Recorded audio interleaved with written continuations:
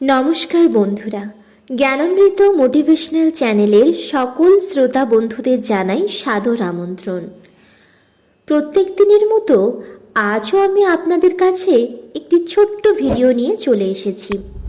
ভিডিওটা যদি আপনাদের ভালো লেগে থাকে তাহলে অবশ্যই লাইক, শেয়ার, কমেন্ট করে আমাদের পাশে থাকবেন।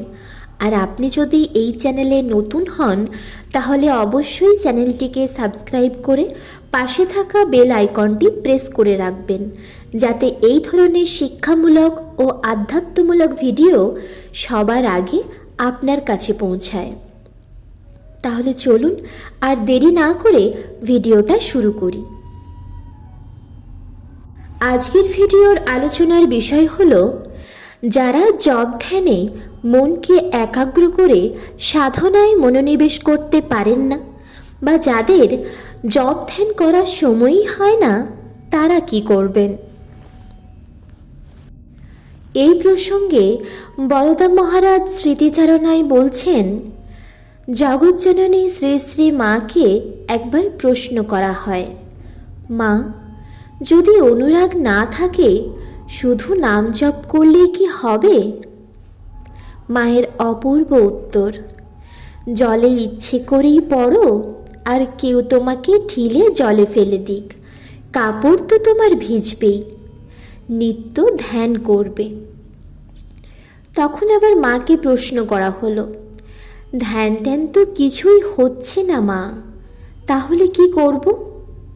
শ্রী শ্রী মা তখন বললেন, তা নাই বা হলো, ঠাকুরের ছবি দেখলেই হবে, ছায়া কায়া এক।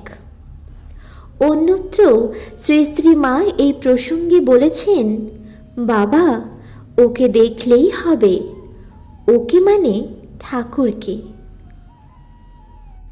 তাহলে বন্ধুরা, আপনারা যারা জপ ধ্যানে মনকে একাগ্র করতে পারছেন না বা কাজের প্রচণ্ড চাপে জপ ধ্যান করার সময়ই বার করতে পারছেন না, তারা অন্তত দিনে একবার শ্রী শ্রী ঠাকুরের বিগ্রহের দিকে তাকিয়ে দেখবেন।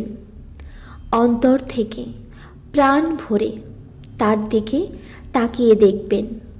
দেখবেন এইভাবে করতে করতে আস্তে আস্তে আপনার মন একাগ্র হবে, জপ ধ্যানে আপনার মন বসবে এবং আপনার মন শান্ত হবে, স্থির হবে। জয় ঠাকুর, জয় জগজ্জননী শ্রী শ্রী মা শারদার জয়, জয় মা শারদা।